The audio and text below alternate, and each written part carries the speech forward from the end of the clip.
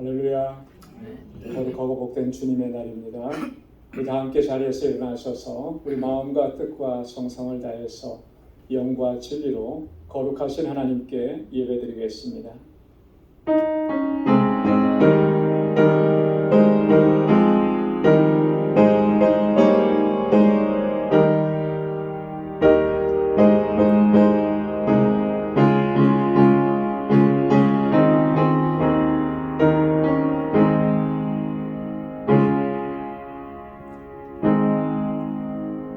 여호와는 은혜로우시며 자비하시며 노하기를 더디하시며 인자하심이 크시도다. 여호와께서는 만유를 선대하시며 그 지으신 모든 것에 긍휼을 베푸시는도다. 여호와여, 주의 인자하신 지으신 모든 것이 주께 감사하며 주의 성도가 주를 송축하리이다. 아멘. 은혜가 풍성하시고 자비하신 아버지 하나님, 한 주간 동안도 저희들을 은혜 가운데 지켜주시고 오늘 거룩하고 복되게 구별하신 주님의 날, 주님의 보좌 앞으로 우리를 인도해 주시고 이렇게 하나님을 경배하고 찬양하고 예배케 하심을 감사합니다.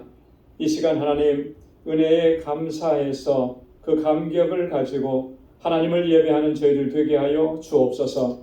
우리 안에 추하고 더럽고 악한 것들을 주의 성령께서 깨끗하게 씻어주시고 주의 보혈로 정결하게 하셔서 오늘 이 시간 하나님께서 받으시는 합당한 예배를 주님께 올려드리는 저희들 되게 하여 주옵소서.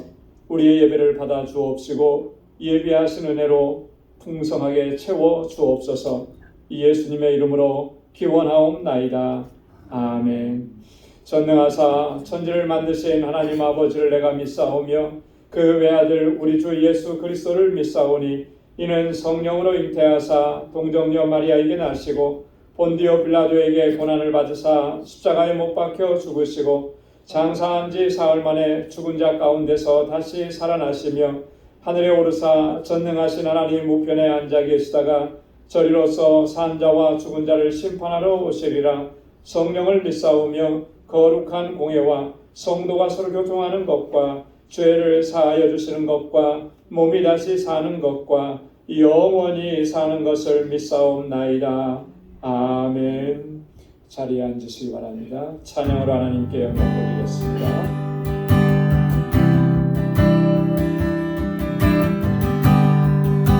주님만이 왕이십니다. 주님만이 왕이십니다. 주님만이 왕이십니다. 아멘. 주님만이 왕이십니다. 주님만이 왕이십니다. 주님만이 왕이십니다. 주님만이 왕이십니다. 주님만이 왕이십니다. 주님만이 왕이십니다. 주님만이 왕이십니다. 주님만이 왕이십니다. 내 삶을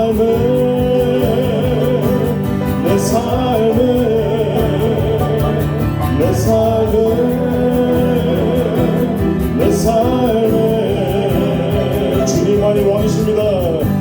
주님만이 왕이십니다. 아멘. 주님만이 왕이십니다. 주님만이 왕이십니다. 할렐루야. 주님만이 왕이십니다. 이곳에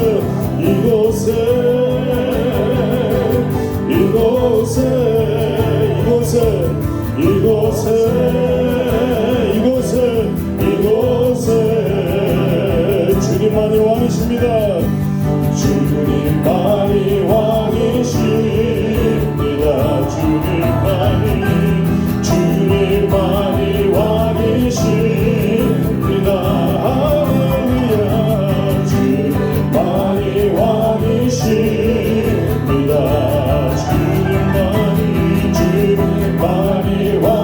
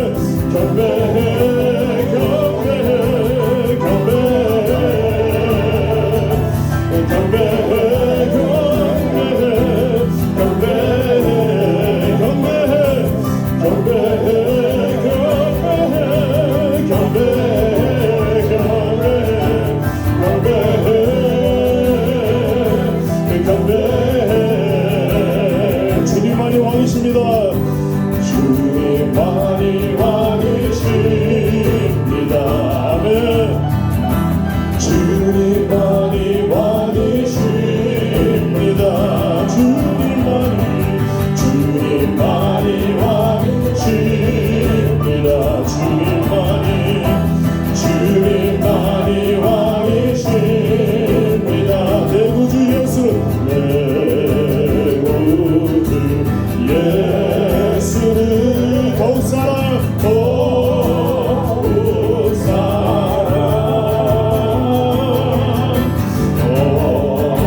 엎드려 믿는 말 들으소서. 내 진정 소원이 내 구주 예수를 더욱 사랑, 더욱 사랑, 더욱 사랑. 이전에 세상 다 기뻤어도 이전에 세상 다 기뻤어도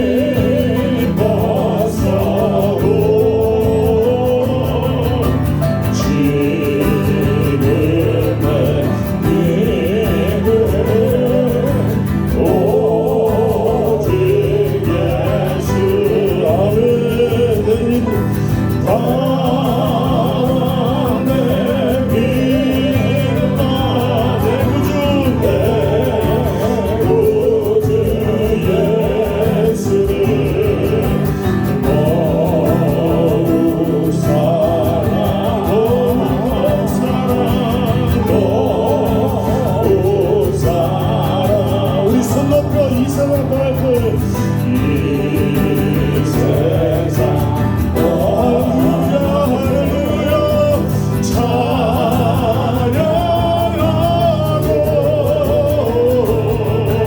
숨기게 하니 감사해 주님. 오실세 가만 내 믿음만, 가만 내 믿음만, 내 구주 예수를. 아멘. 더욱 사랑, 더욱 사랑, 더욱 사랑. 우리 다시 한번 이 세상 떠날 때 이 세상 떠날 때 찬양하고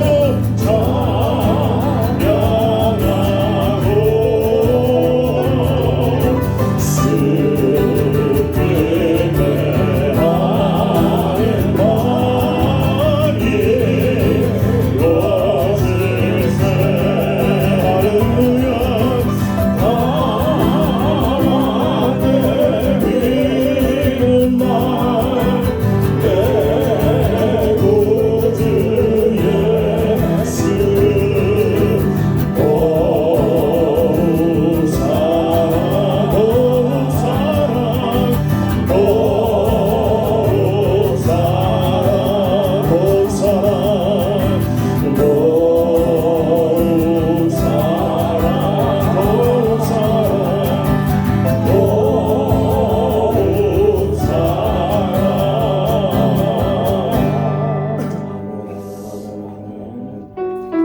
함께 일어나셔서 찬양 드리겠습니다.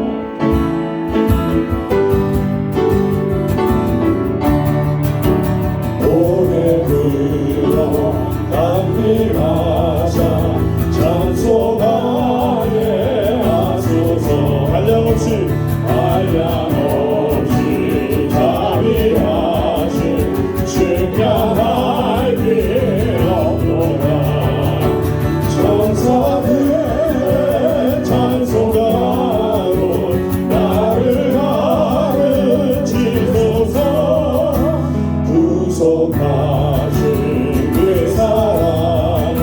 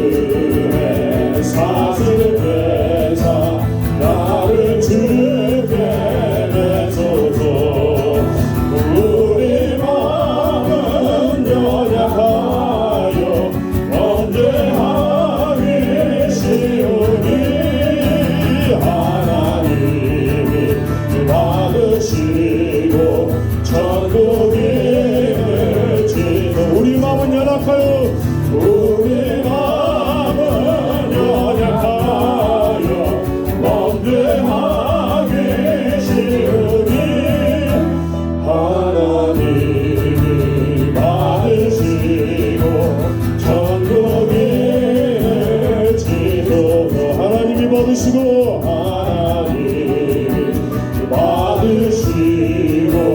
천국을 지소서. 아멘. 자리에 앉으시기 바랍니다.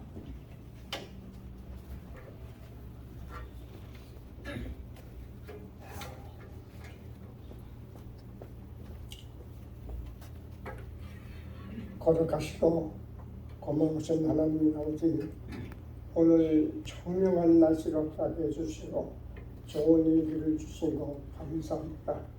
지난 주일은 창립 24회로 기쁨으로 맞이하고 모든 행사가 끝까지 하나님의 은혜 가운데 좋은 역사를 만들어 주심을 감사드립니다. 24년 동안 하나님께서 보호하시고 하나님께서 지켜주신 것 진심으로 감사를 드립니다. 이 시간 예배하는 저희들이 모습이 긍휼히 여기사 복되게 하시고 하나님을 찬양합니다. 우리들의 심령을 젊게 하시고 새롭게 하여 주시옵소서. 주님의 모습을 닮아가는 우리가 되게 도와주시고 특별히 방주교회를 내 몸같이 사랑하고 발전케 하여 주시옵소서. 앞으로 구원의 방주 역할을 잘 감당하도록 아버지의 각자 임무가 굉장히 중요합니다. 정성을 다하고 몸을 다하고 생각을 다해서 하나님께 기도하고 또한 말씀으로 묶어주시옵소서. 그동안 하나님께서 주의 은혜를 깨닫고 새로운 비전을 향하여 기도하며 나아가는 우리 방주교회 앞으로 크게 쓰임을 받는 교회가 되게 도와주시옵소서. 우리는 제대의 예수님을 맞이할 준비가 매일매일 진실하게 준비되어 있어야 하겠습니다. 아버지 하나님, 무슨 일을 하든지 영으로 깨닫게 도와주시고 영 구원하는 일에 신지게 도와주시옵소서. 방주교회 성령 충만하게 하시고 사랑의 수고의 소망이 인내로 소문난 교회가 되게 도와주시옵소서. 특별히 피택된 훈련을 잘 감당하게 하시고 충정된 일꾼으로 쓰임 받도록 하나님께서 보호하여 주시옵소서. 아버지 하나님, 항상 이 예배가 우리는 그냥 왔다 그냥 가는 그런 예배가 되지 않게 도와주시고 참 여기 와서 기쁨을 맛보고 살아계신 부활의 주님을 맛보는 귀한 시간으로 인쳐해 주시옵소서. 아버지 하나님, 이 시간 하나님께서 축복할 것을 믿습니다. 아버지 하나님께서 도와주시고 이제 목사님 말씀을 전합니다. 은혜의 말씀, 성령의 충만한 말씀으로 선포하도록 주님을 만날 수 있도록 저희들이 준비된 마음을 허락해 주시옵소서. 부족한 것이 많습니다. 그러나 하나님께서 지혜를 주시면 깨달을 있사오니 우리가 영원한 하늘 보좌를 바라보고 늘 힘찬 믿음을 가지고 담대한 믿음을 가지고 살아가게 도와주시옵소서. 오늘 이 예배 순서를 주님께 의탁합니다. 하나님께서 지켜주시옵소서. 감사하고 예수님 이름 받들고 기도하였습니다.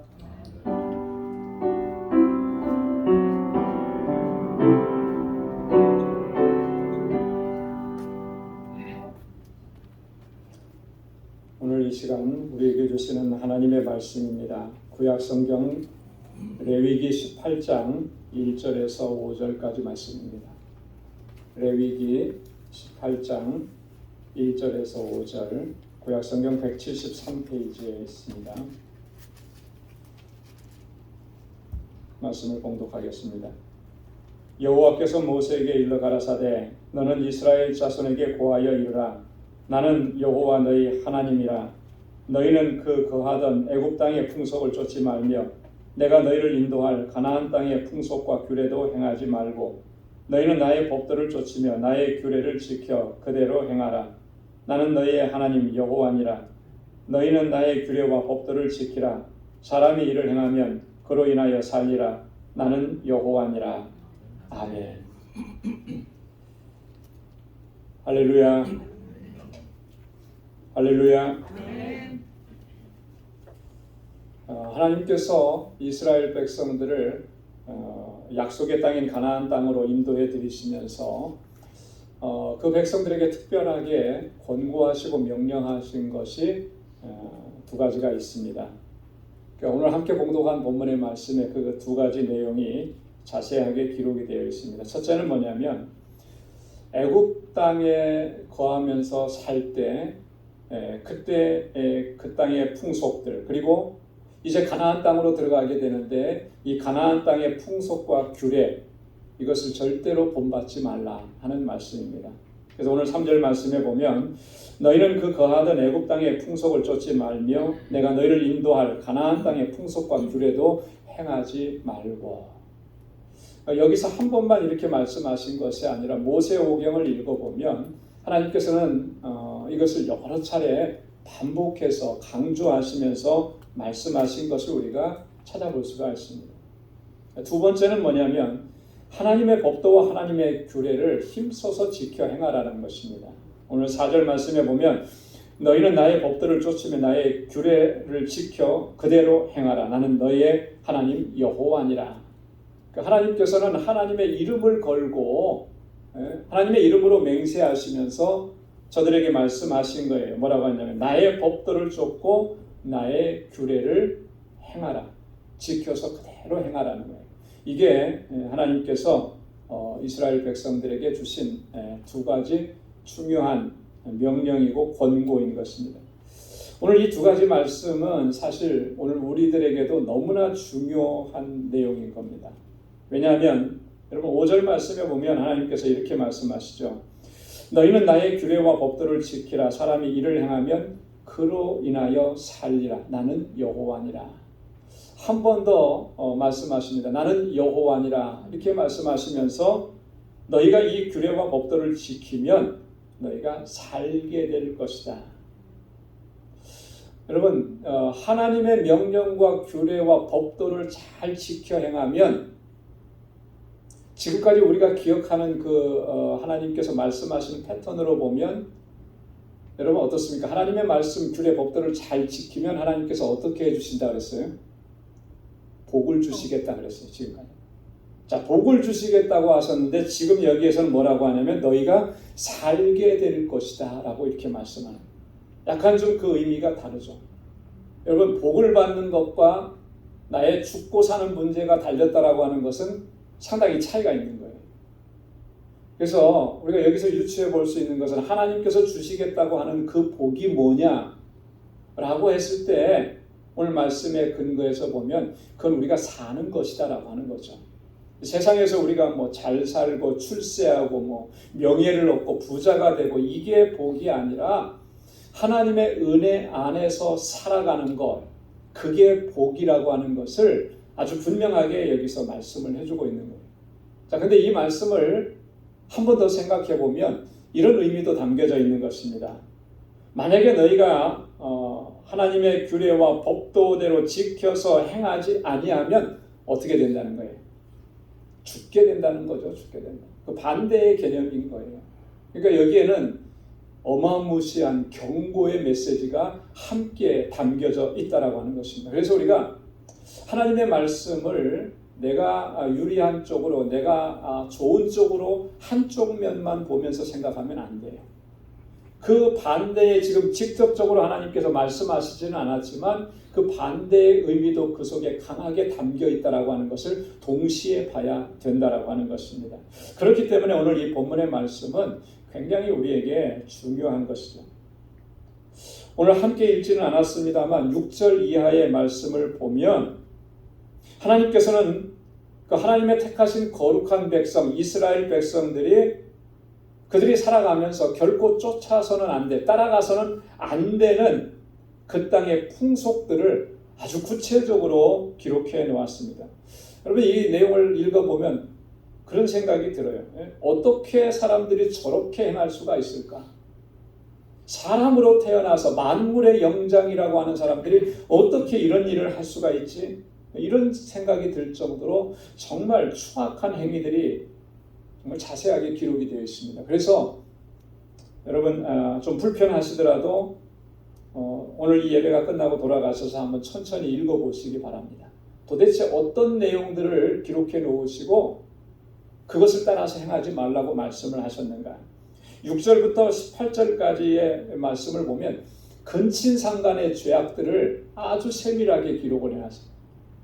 여러분, 이런 내용들을 자세하게 기록해 놨다라고 하는 것이 뭘 의미하느냐 하면 이미 그 땅에 살고 있는 사람들이 그런 일들을 행하고 있었다라고 하는 거예요. 전혀 그런 일이 없었는데 앞으로 그렇게 될 것이니까 하나님께서 미리 내다보시고 그렇게 말씀하신 게 아니에요. 이미 가나안 땅에 살고 있던 사람들은 그렇게 살아간 거예요. 근친상간의 죄악을 이거 아무렇지도 않게 생각하면서 이스라엘 백성들이 지금 가나안 땅에 들어가면 그런 문화, 그런 사회 현상과 맞닥뜨리게 되는데 절대로 그것을 쫓아서는 안 된다라고 하나님께서 말씀하시는 거죠. 21절에 보면 인신제사를 언급합니다. 몰렉에게 자녀를 바치는 일, 우상 숭배를 넘어서서 자기 자녀를, 세상에서 가장 귀한 존재가 자기 자녀 아니겠습니까? 그런데 그걸 신에게 바친다고 이렇게 얘기하는 거예요. 그런 일들이 자행되고 있었다는 거죠. 22절에 보면 동성애의 죄악들입니다. 이미 그 시대에도 동성애로 그 땅이 아주 죄악으로 더럽혀져 있었던 거죠. 그리고 23절에는 더 끔찍하죠. 수간행위예요. 수간행위라는 거 뭐 자세하게 설명 안 해도 다 아시잖아요. 그런 일들이 지금 가나안 땅에는 버젓이 행해지고 있었다라고 하는 거예요. 단순하게 그 땅은 젖과 꿀이 흐르는 땅이고 하나님께서 우리에게 약속해 주신 땅이고 우리가 그 땅에 가면 정말 편안하게 배부르게 먹고 그렇게 행복하게 살 수 있을 것이다. 그가 하나만 봐서는 안 된다라고 하는 거예요. 그 땅이 어떤 땅인지를 바로 알아야 된다라고 하는 거예요. 그래서 하나님께서 이렇게 자세하게 말씀을 하시면서 여러분 오늘 본문 후반절에 레위기 18장 후반부에 가면 하나님께서 그들을 어떻게 하시겠다고 말씀을 합니다. 24절과 25절의 말씀에 보면 내가 너희 앞에서 쫓아내는 족속들이 이 모든 일로 인하여 더러워졌고 그 땅도 더러워졌으므로 내가 그 악을 인하여 벌하고 그 땅도 스스로 그 거민을 토하여 내니라. 그 땅이 어떻게 됐다는 거예요? 하나님 보시기에 더러워졌다라고 해요. 그래서 어떻게 하시겠다는 겁니까? 그 악을 인해서 내가 그들을 벌할 것이다. 그 땅도 그들을 토해 내칠 것이다. 하나님께서 이렇게 말씀을 하시는 거예요. 그리고 이스라엘 백성들을 향해서도 또 다시 한번 이렇게 권고하시고 경고하신 겁니다. 레위기 18장 28절 29절에 보면 너희도 더럽히면 그 땅이 너희에게 있기 전 거민을 토함같이 너희를 토할까 하노라. 그러므로 너희는 내 명령을 지키고 너희 있기 전에 행하던 가증한 풍속을 하나라도 쫓음으로 스스로 더럽히지 말라. 나는 여호와 너희 하나님 여호와니라. 너희라고 별 수 없다라고 하는 거예요. 너희가 그 땅에 들어가서 너희 스스로를 그렇게 더럽히면 그 땅에 살던 족속들을 그 땅이 토해내친 것처럼 너희도 그렇게 토해내쳐지게 될 것이다. 그들의 가증한 풍속을 쫓아서 스스로 더럽히지 말라. 하나님께서 강력하게 경고하시는 거예요. 하나님의 거룩한 백성들입니다. 하나님께서 그들을 선민으로 삼으셨습니다. 그들은 결코 이 세상의 문화와 세상의 방식을 쫓아가서는 안 된다라고 하나님께서 엄격하게 금하시는 그런 말씀이 경고하신 거예요. 여러분 이 말씀이 오늘 우리에게도 정말 심각하게 들려져야 한다라고 하는 것입니다. 로마서 12장 2절 말씀에 보면 바울은 이렇게 명령했습니다. 너희는 이 세대를 본받지 말고 오직 마음을 새롭게 함으로 변화를 받아 하나님의 선하시고 기뻐하시고 온전하신 뜻이 무엇인지 분별하도록 하라. 뭐라고 했습니까? 너희는 이 세대를 본받지 말라. 한번 따라서 해보시기 바랍니다. 이 세대를 본받지 말라. 이 세대가 보여주고 있는 그런 패턴을 따라가지 말라라고 하는 거예요. 바울이 말하고 있는 이 말씀과 오늘 하나님께서 모세를 통해서 주신 말씀은 같은 내용인 거죠. 같은 내용인 거예요. 여러분, 사도 바울이 이 세대를 본받지 말라고 했는데 정말 이 세대가 구체적으로 어떤 세대입니까? 바울은요, 서신서에서 이 부분을 자주 언급을 했습니다. 갈라디아서 5장 19절로 21절 말씀에 보면 바울은 이렇게 얘기합니다. 육체에 이른 현장이 곧 음행과 더러운 것과 호색과 우상숭배와 술수와 원수를 맺는 것과 분쟁과 시기와 분냄과 당짓는 것과 불리함과 이단과 투기와 술취함과 방탕함과 또 그와 같은 것들이라. 또 그와 같은 것들이라 바울이 이렇게 얘기한 건 수없이 그런 게 많다라고 하는 얘기잖아요. 여러분, 이 육체의 일이라고 하는 것이 사도 바울이 본받지 말라고 하는 이 세대의 모습들이라고 하는 거예요. 이 세대의 패턴이라고 하는 거예요.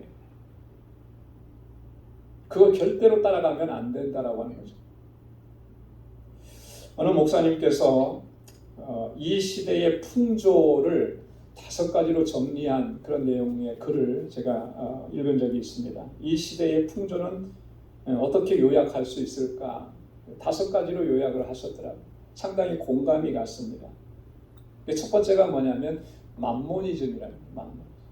여러분, 맘모니즘이라는 게 뭔지 다 아시죠? 돈을 최고로 치는, 물질을 최고의 가치로 부여하는 것. 그래서 황금 만능주의라고 우리가 그렇게 얘기하잖아요. 돈이면 다 된다라고 하는 거죠. 뭐 영어의 표현에 money talks라고 하는 말이다. 돈이 말해준다는 거예요. 돈이 말해. 뭐 어떤 사안이 뭐 중요하냐 안 중요하냐 이런 건 문제가 아니고 돈이면 다 해결된다라고 하는 그런 생각을 가지고 있어요. 여러분, 한번 주변에 보십시오. 믿지 않는 사람들이 세상의 풍조가 어떤가? 자, 그렇잖아요. 돈만 있으면 다 된다라고 하는 그런 풍조를 가지고, 이게 이 세대의 풍조라고 하는 거예요. 그런데 과연 이 세대만 그러냐라고 하는 거죠. 우리가 하나님을 섬긴다고 하면서도 실제 우리의 삶 속에서 우리가 그렇게 생각하고 있지 않느냐. 거룩한 공동체 교회라고 하는데 이 교회가 그런 사상과 생각을 가지고 우리가 사역을 감당하고 주님의 주신 일이라고 그렇게 하고 있지 않느냐. 돈이면 다 돼. 돈이면 다. 불법적인 일이라 할지라도 돈으로 해결할 수 있어. 돈 몇 푼 좀 쥐어주면 그거 뭐 허락 다 나는 거야. 그럼 오늘날 교회가 그런 모습을 행하고 있지 않아요? 돈이면 사람을 움직일 수 있다고 하고, 돈이면 법도 바꿀 수 있다고 생각을 하고, 돈이면 내가 주장하는 것이 옳다고 그렇게 주장하는. 여러분, 이게 오늘 우리 신앙 공동체 안에도 우리 개인의 삶 속에도 이 맘모니즘이 얼마나 많이 들어와 있는지 몰라요. 우리도 은연중에 그렇게 많이 생각하고 행동하지 않느냐. 이게 이 세대의 풍조를 우리가 따라가고 있지 않다라고 부정할 수 있겠는가? 부정할 수가 없는 거죠. 두 번째로는 세속주의라고 하는 것을 들었습니다. 세속주의. 이 세상의 사상과 이 세상의 주장들을 절대시하는 거죠. 그래서 종교와 신앙을 철저하게 이것들로부터 분리시켜 버리는 겁니다. 이 세속주의는요, 마치 뭐와 똑같으냐면 예수님 당시에 사두개인들의 주장과 똑같은 거예요. 여러분, 사두개인들은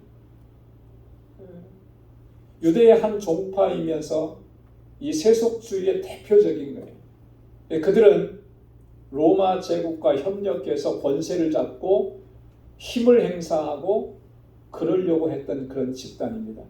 겉으로는 하나님 섬긴다고 하지만 철저하게 그들은 세상적인 거예요. 모든 가치 중심이 세상적인 것들로 가득 차 있는 거예요. 그래서 그들은 믿는다고 했지만 실제로는 믿지 않는 거죠. 하나님을 두려워함이 없습니다. 내세를 인정하지 않아요. 기독교의 종말론적 신앙을 그들은 거부하는 것입니다. 마치 이 세상이 전부인 것처럼 세상에서의 성공과 출세와 명예를 추구하면서 살아가는, 그게 세속주의라고 하는 거예요. 여러분, 세상에 믿지 않는 사람들의 최고의 목표가 뭡니까? 출세하는 거고 명예를 얻는 거고, 그래서 이 다음에 내가 좀 편안하게 살고 뭐 이러는 거잖아요. 근데 우리 믿는 사람들도 우리가 그렇게 생각하고 있지 않는가? 그러면 이미 우리는 세속주의에 상당히 물들어 있다라고 하는 거예요. 세 번째를 뭐라고 얘기했냐면 쾌락주의라, 히드니즘이라 그러죠. 쾌락주의, 향락주의.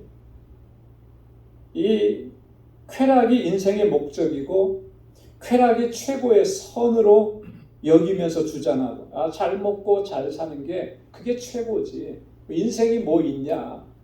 즐기면서 사는 거지. 이렇게 열심히 일하는 게 뭐냐? 나중에 노후에 내가 여행 다니면서 놀면서 그렇게 즐기며 사는 거지. 이게 향락주의, 쾌락주의라는 거예요. 이 세대는요, 극단적으로 쾌락을 추구합니다. 그래서 뭐 단지 술이나 마약의 문제가 아니고 삶의 모든 영역에서 그렇게 생각을 하는 거예요. 네. 열심히 일하는 것도 그냥 이렇게 잘 살려고, 그죠? 즐기면서 살려고, 마음껏 놀면서 살려고. 오늘 우리가 하나님 섬긴다고 하면서, 하나님 예배한다고 하면서 그런 사조 속에 얼마나 많이 물들어 있느냐. 여러분, 우리 그리스도인들은 뭘 고민해야 하는 거냐 하면은, 어떻게 하면은 하나님께 영광을 돌리며 살 수 있을까? 어떻게 하는 것이 하나님께 영광 돌리는 일일까? 이걸 고민하면서 살아야 되는 거예요. 그런데 우리는 세상 사람들과 똑같아요. 어떻게 하면 좀 더 즐기면서 살 수 있을까? 여기에 고민하고 시간과 물질과 열정을 다 쏟아붓는 거죠. 우리가 세상 풍조를 따라가고 있다라고 하는 증거입니다. 사도 바울은 고린도전서 10장 33절에서 이렇게 얘기했습니다. 그런즉 너희가 먹든지 마시든지 무엇을 하든지 다 무엇을 위해서 하라고요? 하나님의 영광을 위해서 하라. 먹는 것도 하나님의 영광을 위해서, 마시는 것도 하나님의 영광을 위해서, 무엇을 하든지 이것이 정말 하나님께 영광 돌리는 일이냐, 여기에 초점을 맞춰야 된다라고 하는 거예요. 그게 예수 그리스도로 말미암아 구속함을 받은 하나님의 자녀가 취해야 될 마땅한 자세라고 하는 거죠. 네 번째는 뭘 얘기했냐면요, 이기주의를 얘기해요. 이기주의, 개인주의를 얘기해요. 여러분, 이기주의, 개인주의, 이거는 철저하게 중심이 어디에 있습니까? 나에게 있는 거잖아요. 자기중심적인 거예요. 자신의 이익만을 추구하는 거죠. 그래서 다른 사람들의 이익이라든지 어떤 공동의 선, 이런 것들에는 전혀 관심이 없는 것입니다. 여러분, 이게 우리 기독교 신앙과 같을 수 있겠습니까? 전혀 정반대의 것 아니겠습니까? 여러분, 우리 기독교 신앙의 근간과 핵심은 뭐예요? 사랑이잖아요. 사랑. 그래서 예수님께서도 율법의 핵심이 뭐냐고, 가장 중요한 게 뭐냐고 질문을 했을 때 뭐라고 말씀하셨습니까? 하나님 사랑하고 내 이웃을 내 몸과 같이 사랑하는 것입니다. 사랑이라는 거예요. 사랑. 우리가 이렇게 하나님 섬기고 신앙생활하고 예수 믿고 이렇게 믿음 생활하는 그 모든 근거가 뭐냐면, 예수님께서 그 사랑을 우리에게 베풀어 주셨기 때문에, 그래서 우리가 하나님의 자녀가 되어서 이렇게 믿음의 길을 걸어갑니다. 오늘 우리가 이 자리에 있는 것이 예수님의 사랑 때문에 그런 거 아니겠습니까? 그럼에도 불구하고 우리가 여전히 개인주의에서 벗어나지 못하고 이기주의에서 벗어나지 못하고 있다면, 우리는 여전히 세상 풍조 속에 물들어 있는 거예요. 얼마나 안타까운 모습이냐. 그 마지막으로 다섯 번째는 뭐라고 했냐면 포스트 모더니즘이라고 했습니다. 포스트 모던. 여러분 많이 들어보셨잖아요. 포스트 모더니즘. 오늘 이 시대는 뭐 포스트 모더니즘 시대다. 문학에도 예술에도 뭐 모든 사회 전반에 이런 얘기들이 많이 나옵니다. 자, 그런데 이 포스트 모더니즘의 그 사상의 핵심이 뭐냐고 하면, 가장 큰 특징은 뭐냐면 다원주의예요. 다원주의. 여기에서부터 종교다원주의가 탄생하게 된 거예요. 여러분, 다원주의는 뭐냐면 절대적인 것을 부정하는 거죠. 절대적인. 모든 것을 다 상대화시키는 겁니다. 모든 것을 다 그 안에 다 진리를 담고 있다고 이야기하는 거예요. 그게 종교적인 영역에까지 들어와서 모든 종교에는 다 구원이 있다 이렇게 얘기를 하는 거예요. 이게 종교다원주의예요. 오직 예수만 구원자이시고 하나님만이 유일한 신이다. 이걸 거부하는 거죠. 이게 종교다원주의.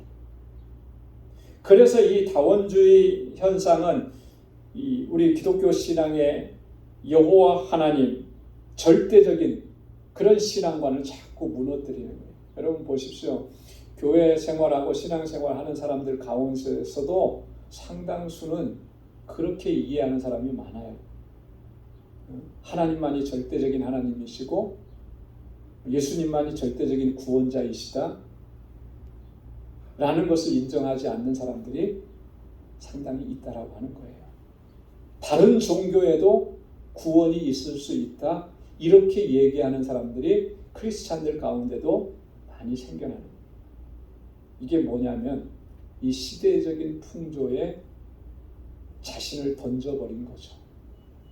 그래서 이 5가지를 얘기하면서 이 시대적인 풍조를 우리가 잘 이해하고 있어야 된다. 그래서 내가 지금 이 속에 빠져들어가고 있는지 잘 살펴야 된다라고 하는 거예요. 나도 모르는 사이에 세상이 그렇게 흘러가니까 나도 모르는 사이에 그렇게 같이 흘러가면서 우리의 신앙이 하나님께 대한 절대적인 신앙이 자꾸 무너져 내리는 거예요. 교회가 자꾸 절대적인 진리를 놓쳐버리는 이런 안타까운 현상들이 일어난다라고 하는 거죠. 이 시대적인 풍조들은요, 심각하게 우리의 신앙과 믿음을 공격한다라고 하는 것이죠. 그래서 결국에는 하나님께서 경고하신 대로 비극적인 결과를 맞이할 수밖에 없다 그랬어요. 앞에서도 읽어드렸지만 오늘 본문의 24절 25절에 너희는 이 모든 일로 스스로 더럽히지 말라. 내가 너희의 앞에서 쫓아내는 족속들이 이 모든 일로 인하여 더러워졌고 그 땅도 더러워졌으므로 내가 그 악을 인하여 벌하고 그 땅도 스스로 그 거민을 토하여 내느니라. 하나님께서 벌하시겠다고 말씀하신 거예요. 여러분, 오늘 우리가 오늘날 기독교 또 교회 이런 모습을 보면 다들 한결같이 동감하면서 이야기하는 얘기가 있습니다. 뭐냐면 교회가 점점 쇠락해져 가고 있다. 여러분, 부정할 수가 없죠. 오늘날 교회의 모습이 이 객관적으로 봐도 숫자적으로 봐도 점점 더 쇠락해져 가고 있는 것. 근데 거기에 더해서 우리 개인의 신앙도 점점 연약해지고 있는 거예요. 그죠? 그래서 너무나 쉽게 흔들리고 또 쉽게 무너지고 시험에 들고 그래서 자꾸 교회와 신앙을 저버리는 현상들이 일어납니다.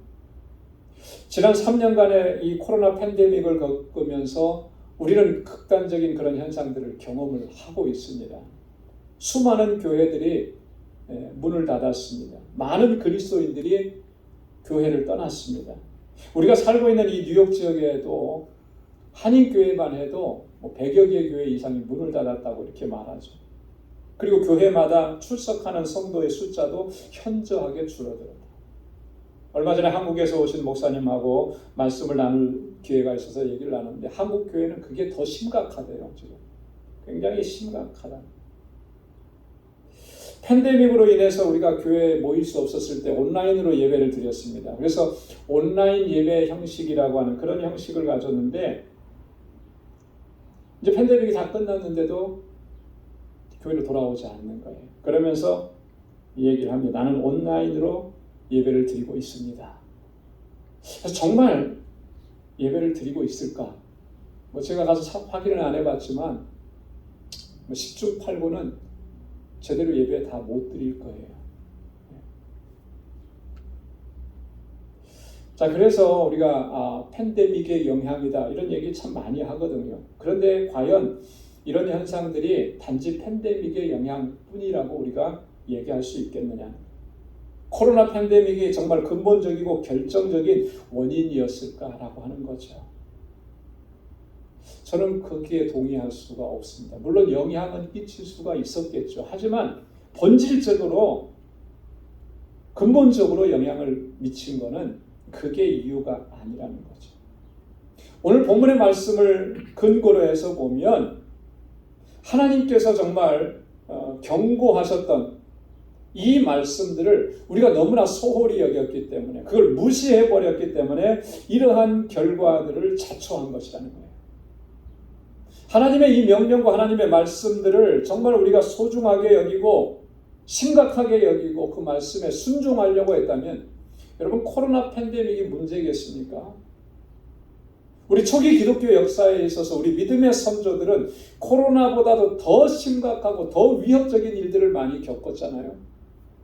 너 예수 믿는다고 하면 죽이겠다고 해서 실제로 죽였습니다. 고난을 가했고 고문을 가하고, 그런 고문 상상을 초월하는 그런 고문, 그런 속에서도 신앙을 포기하지 않았거든요. 하나님 경외하는 그 마음을 버리지 않았거든요. 그렇게 지켜온 우리 기독교 신앙이에요. 근데 오늘 우리가 하나님의 명령과 하나님의 이 경고를 너무나 소홀히 여기니까 이런 작은 흐름에도 우리가 너무나 쉽게 무너져 내리고, 이런 모습을 우리가 보이고 있지 않느냐. 여러분, 하나님께서 우리가 이 애굽의 풍속과 가나안 땅의 풍속과 규례를 쫓는 것을 어떻게 규정하고 계신지를 바로 알면 이게 얼마나 심각한 문제라고 하는 것을 어렵지 않게 깨달을 수가 있어요. 단지 하나님께서 그냥 세상의 문화는 이런 것이니까 쫓아가면 안 된다, 이런 의미로 얘기해 주신 게 아니고, 하나님께서는 아주 명확하게 그것이 어떤 결과를 내는 것인지를 명확하게 규정을 해서 우리에게 증거를 해주고 있습니다. 20절 말씀에 보면 너는 타인의 아내와 통관하여 그로 자기를 더럽히지 말지니라 그랬습니다. 타인의 아내와 통관한다라고 하는 것, 요즘 우리가 살아가는 이 사회 속에서 참 주변에 그런 현상들을 많이 보는데요. 믿는 사람들조차도 그런 일들을 행하는데, 자, 하나님께서 그걸 뭐라고 규정하시느냐면 그 자기를 더럽히는 것이다 규정하십니다. 여기서 더럽힌다라고 하는 이 말은 모독한다라고 하는 의미도 담겨져 있습니다. 자기를 모독하는 거예요. 여러분 어떻습니까? 누군가가 나를 모독하면 굉장히 화가 나고 기분이 나쁘잖아요. 근데 자기 스스로가 자기를 모독하는데 전혀 기분 나빠하지 않는, 이런 현상들이 일어나는 거예요. 여러분, 우리가 어떤 존재입니까? 하나님의 거룩한 백성 아니에요. 하나님께서 우리를 하나님의 소유로 삼아 주셨잖아요. 그래서 내가 거룩하니 너희도 거룩할지니라 주님 명령하셨지 않습니까? 그렇다면 이 거룩하게 하심을 우리는 힘써서 지켜야만 하는 거예요. 그래서 바울이 그의 서신서에서 수도 없이 반복해서 강조했습니다. 에베소서 4장 22절로 24절에 보면 너희는 유혹의 욕심을 따라 썩어져가는 구습을 쫓는 옛사람을 벗어버리고 오직 심령으로 새롭게 되어 하나님을 따라 의와 진리의 거룩함으로 지으심을 받은 새 사람을 입으라. 할렐루야. 우리는 의와 거룩함으로, 의와 진리의 거룩함으로 지으심을 받았다라고 하는 거예요. 한마디로 말해서 너희는 거룩한 하나님의 백성이라고 하는 거예요. 그러니 그에 합당하게 살아가야 너희를 더럽혀서는 안 된다라고 합니다. 21절 말씀에도 보면 너는 결단코 자녀를 몰렉에게 주어 불로 통곡케 말아서 내 하나님의 이름을 욕되게 하지 말라. 나는 여호와니라. 몰렉에게 자기 자녀를 제물로 바치는 인신제사, 이게 뭐라고 규정하시냐면 하나님의 이름을 욕되게 하는 것이다. 하나님 이렇게 규정하시는 거예요. 여러분, 우리 십계명 제3계명을 기억하시죠? 제3계명이 뭐라고 했습니까? 너는 너희 하나님 여호와 이름을 망령되이 일컫지 말라. 망령되게 일컫지 말라. 하나님의 이름. 우리가 하는 행동 하나하나를 통해서 하나님의 이름을 욕되게 하지 말라라고 하는 거예요. 그런데 몰렉에게 제사를 드려 자기 자녀를 제사 드리는 이런 행위들, 이거 하나님의 이름을 욕되게 하는 것이다라고 하는 거예요. 하나님 그렇게 간주하시는 거예요. 22절에도 보면 너는 여자와 교합함같이 남자와 교합하지 말라. 이는 가증한 일이니라. 동성애의 문제잖아요. 하나님께서 그 가증히 여기신다 그랬습니다. 가증히. 여러분 가증히 여기신다는 게 뭐예요? 증오하신다라고 하는 말이거든요. 몹시 싫어하신다라. 진절이 내신다는 그런 의미가 가증. 하나님께서 가증히 여기신 이렇게 규정하신 거예요. 여러분 하나님께서 이렇게 규정하시는데 세상이 그렇게 흘러가니까 뭐 그럴 수도 있지 우리가 그렇게 인정할 수 있는 문제냐는 거예요.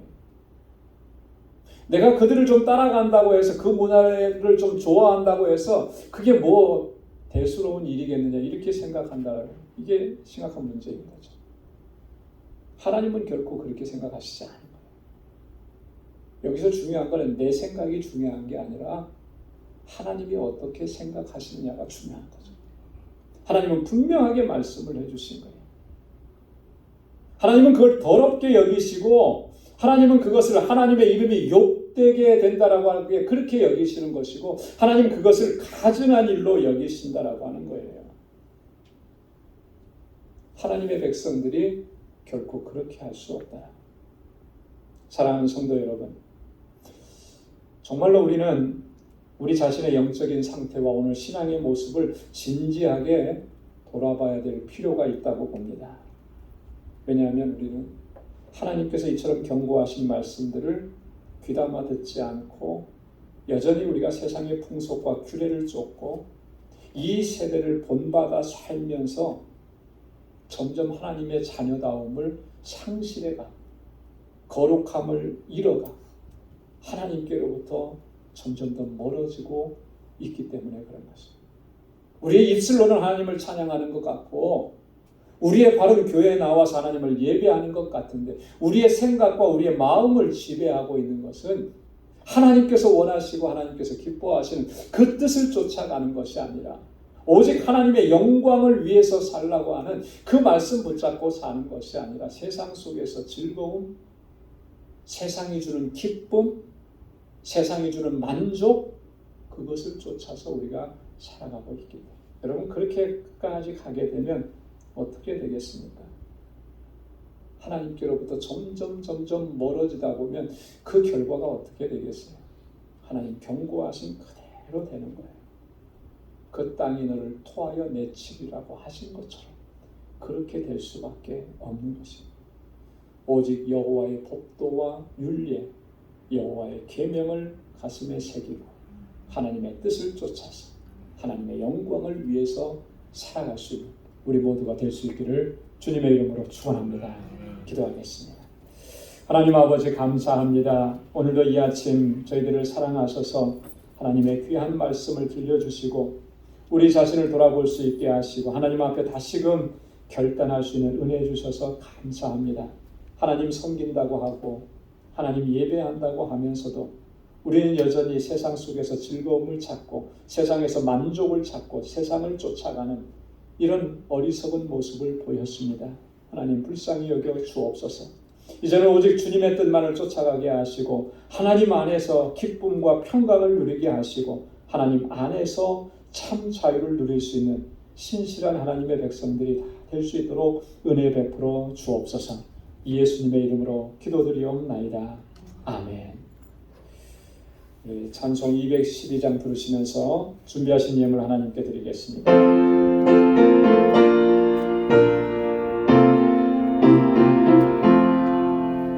너 성결케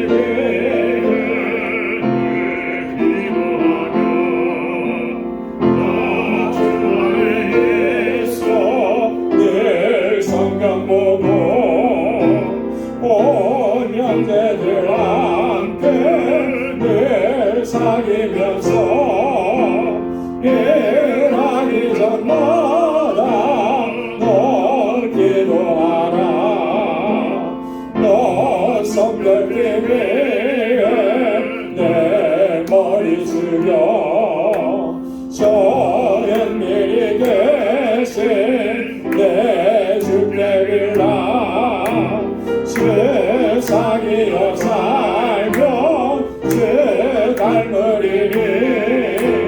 널 보느니 마가 주 생각하니 너 성결기에 주 따라가고 일 다급하여도 방황치 말고 참 즐거울 때나 또 슬플 때나 너 주님만 믿고 늘 따라가라 너 성결기 위에 늘 안심하며 내 소원을 주께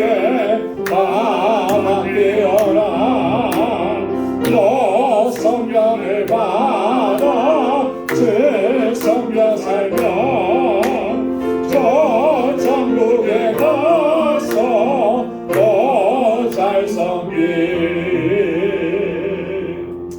아멘. 나가신 모든 것 다 주의 것이니 은하는 귀한 선물을 다 주께 바치네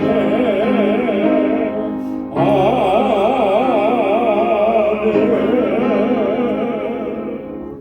자비하시고 은혜가 풍성하신 하나님, 오늘도 허락해 주신 귀하고 복된 날에 이렇게 하나님을 경배하고 찬양하고 예배케 하심을 감사합니다.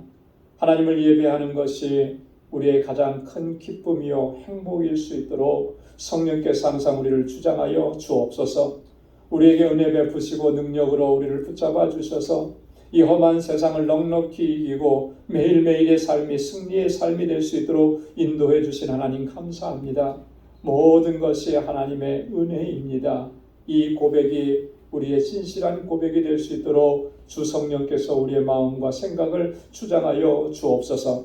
하나님의 은혜가 너무나 감사해서 이 시간 주님 앞에 나올 때 아버지 앞에 감사의 예물을 구별하여 올려드립니다. 우리의 마음이고 우리의 삶이고 하나님을 향한 우리의 자세입니다. 하나님 기뻐 흠양해 주시고 우리 일평생의 삶이 늘 감사하며 살 수 있도록 하나님 인도하여 주옵소서. 고난과 역경과 눈물과 아픔 속에서도 하나님의 뜻과 섭리를 발견할 수 있는 지혜를 허락해 주시고 아버지 하나님 주님의 주시는 이 기쁨을 놓치지 않도록 인도해 주시고 늘 감사하며 살아가는 저희들 되게 하여 주옵소서. 11조의 예물을 구별하여 드리며 나를 향하신 하나님의 주권 앞에 온전한 순종으로 나아가기를 원합니다. 주님 우리를 붙잡아 주시고 오직 하나님의 뜻과 하나님의 영광을 위해서 살아가는 저희들이 되게 하여 주옵소서. 땅 끝까지 이르러 내 증인되라고 하신 주님의 말씀에 순종하여 선교의 예물을 주님께 올려드립니다. 오 하나님 아버지, 주의 복음의 증인으로 살아가기에 부족함이 없도록 도와주시고 아버지 하나님 이 예물이 쓰여지는 곳에서 하나님께서 역사하시는 그 놀라우신 역사를 목도할 수 있는 그 은혜 또한 우리에게 허락하여 주옵소서. 세계 곳곳의 선교지와 또 우리 선교사님들, 우리 알라메다 방주교회와 하나님의 귀한 종들 주님의 능력의 장중에 붙들어 주시고 아버지 하나님 주의 복음이 전해질 때마다 그 땅이 생명의 땅으로 변화되는 놀라운 역사가 있도록 하나님 주장하여 주옵소서. 건축 예물을 주님께 올려드리며 주님의 몸된 교회 우리 방주재단을 위해서 눈물로 기도합니다.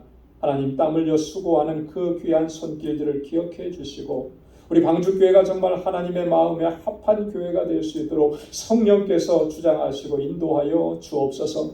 아버지 하나님 이제는 우리에게 주신 은혜를 나누고 베풀고 그렇게 하나님의 사랑을 전하며 살아가는 저희들이 되게 하시고 이 마음으로 드려진 이 구제의 예물이 쓰여지는 곳에 하나님의 사랑이 전해질 수 있도록 역사하여 주옵소서. 축복의 통로로 살아갈 수 있는 저희들이 되게 하여 주옵소서. 오 하나님 아버지, 오늘도 주님 앞에 나와서 여러 모양으로 수고하고 애쓰고 헌신하는 사랑하는 주의 종들의 그 헌신과 땀을 기억해 주시고 우리 방주 공동체가 정말 그리스도 안에서 사랑으로 하나가 되어서 이 땅에서 하나님의 뜻을 펼쳐가기에 부족함이 없도록 인도해 주옵소서. 또 한 주간의 삶을 향하여 나아갑니다. 저희의 발걸음을 붙잡아 주시고 저희의 가정과 직장과 생업의 터전 위에 하나님의 은혜와 복으로 가득히 채워 주옵소서. 모든 것 감사하옵고 예수님의 이름으로 봉헌 기도 드리옵나이다. 아멘. 우리 전후좌우에 계신 분들과 함께 인사 나누시기 바랍니다. 샬롬, 주님의 평강이 함께하길 바랍니다. 사랑합니다. 축복합니다. 우리 가까이 가셔서 우리 악수해 주시고 손도 잡아주세요. 그래야 정이 전해지는 거예요. 사랑합니다. 축복합니다. 한 주간도 주님의 은혜와 평강이 가득하길 바랍니다. 인사 나누시기 바랍니다. 오늘 영상으로 예배를 드리는 우리 광주건석 여러분들, 하나님의 같은 은혜가 여러분들의 삶 속에도 풍성하게 넘쳐나기를 바랍니다. 우리 교회 소식 전해드리겠습니다. 우리 지난주에도 말씀을 드렸던 것처럼 우리 말씀 묵상과 기도 생활에 항상 최선을 다하시고 또 경건하고 거룩한 삶을 힘쓰시길 바랍니다. 그리고 예배와 기도 정말 우리가 적극적으로 참여하시고 그래서 함께 기도해 주시기 바랍니다.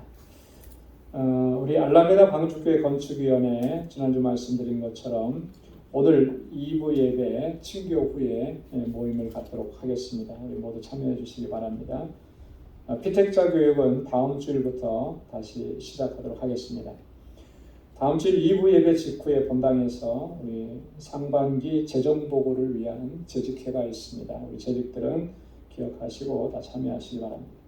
한 가지 중보기도 부탁드리겠습니다. 우리 수요 예배 때도 잠깐 말씀을 드렸는데 우리 니카라과에서 사역하시는 전경아 선교사님, 우리 남편 되시는 임상순 선교사님, 지금 이제 한국에 나가 계시는데 이번 수요일이죠. 7월 26일에 한국에서 경계성 난소 종양 수술을 받으시게 됩니다.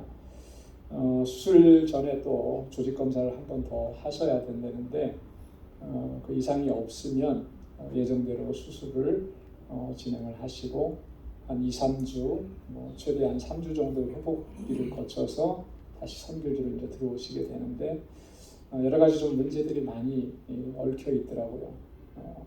그 일정이 지금 이렇게 수술하는 것 때문에 많이 이렇게 좀 뒤엉켜서 아이들이 학교 문제도 또 걸려 있어요. 거기 보니까 8월 초부터 개학이 됩니다. 근데 선교사님이 이제 못 들어오시게 되면 학교 수업 일수에도 이제 문제가 생겨요. 그래서 이런 부분들이 좀 지혜가 많이 필요하고 그래서 이런 일정들이 좀 지장이 없도록 또 그리고 우리 정경화 선교사님 수술 잘 받으시고 아무 문제 없이 잘 회복될 수 있도록 여러분 기도 많이 해주시기를 부탁드리겠습니다. 우리 다 함께 자리에서 일어나셔서 470장 1절 부르시겠습니다.